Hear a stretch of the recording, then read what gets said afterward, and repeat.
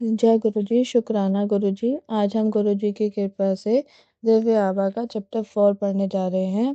सत्संग सत्य का समावेश।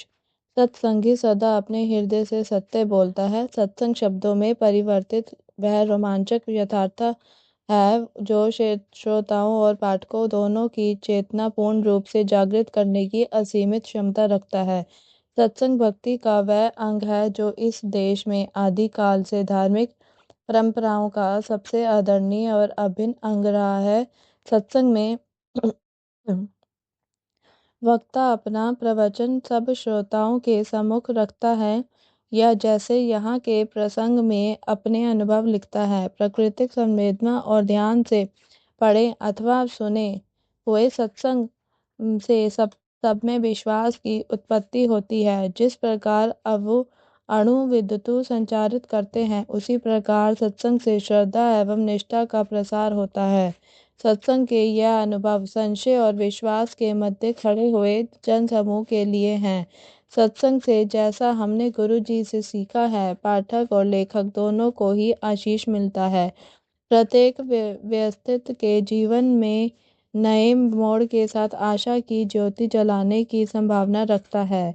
हर खंड में एक अनोखा अनुबंध, प्रतिज्ञा एवं सत्य का संसार है। गुरु जी की उपस्थिति से हम उनकी छाया में है। उनके प्रकाश की तीव्रता के सम्मुख ब्रह्मांड के समस्त सूर्यों का सम्मिलित तेज भी धूमिल है। अनेक अवसरों पर प्रत्येक व्यक्ति अपनी अस्थिर शंका पर श्रद्धा के खड्ग से संहार करता है। संशय और विश्वास दोनों परस्पर विरोधी हमारे चारों ओर व्याप्त वातावरण के स्थायी निवासी हैं। यहाँ पर हर सत्य प्रसंग दर्शाता है कि संशय के सागर में डूबी हुई आत्मा ने कैसे अपने स्वाभाविक रूप पर पुनः अपना अधिकार स्थापित किया। विश्वास के अंधकार में लुप्त सत्य, श्रद्धा, भक्ति और आस्था का पुनर्जागरण होता है। इसी सच्चाई को हम गुरु जी से जानते हैं। औरों ने उन्हें अनेक नामों से भी पुकारा है, सब उतने ही प्रिय और प्रेम में है। यह सत्संग आपको जो संभवतः अभी भी सोच रहे हैं कि सत्य के भवसागर में छलांग लगाई जाए या नहीं, आगे बढ़ने की प्रेरणा देता है। आगे बढ़कर तेजी से कूद जाइए, प्रवण सदा हैं। यह कथाएं पूरे विश्व में फैले हुए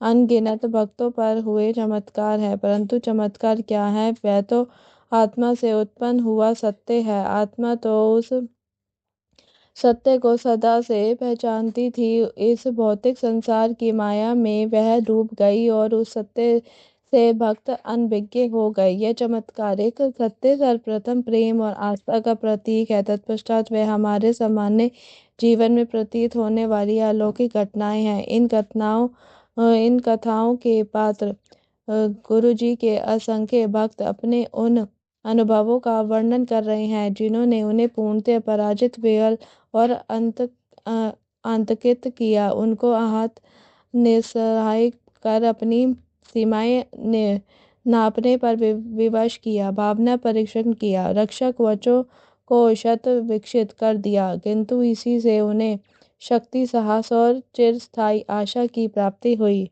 वह सब पर असाधारण उत्कृष्ट दिव्य धारा में प्रवाहित होकर अपनी बीती व्यक्त कर रहे हैं।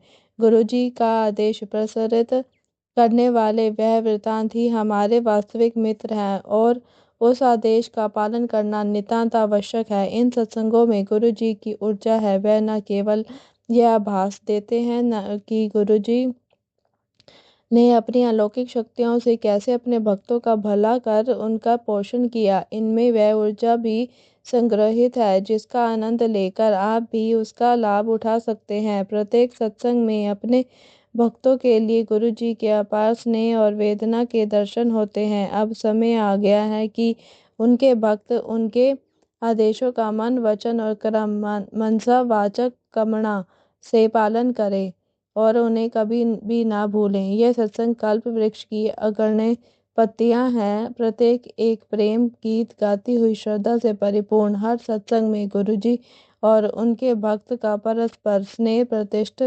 प्रतिष्ठित है। आशा करते हैं कि यह अनुभव इस भक्त लेखकों की भांति आपके हृदय के तारों को भी हिलाकर मन में अति सुर में मधुर दिव्य संगीत भर देगा।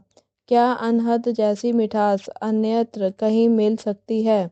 ज- जय गुरु जी, शुक्राना गुरु जी। इसी के साथ आज का ये चैप्टर 4 भी समाप्त होता है। कल हम पढ़ेंगे जनसंपर्क अधिकारी को पुनः वाणी प्राप्ति। जय गुरु जी, शुक्राना गुरु जी। ओम नमः शिवाय। शिव जी सदा सहाय। ओम नमः शिवाय। गुरु जी सदा सहाय।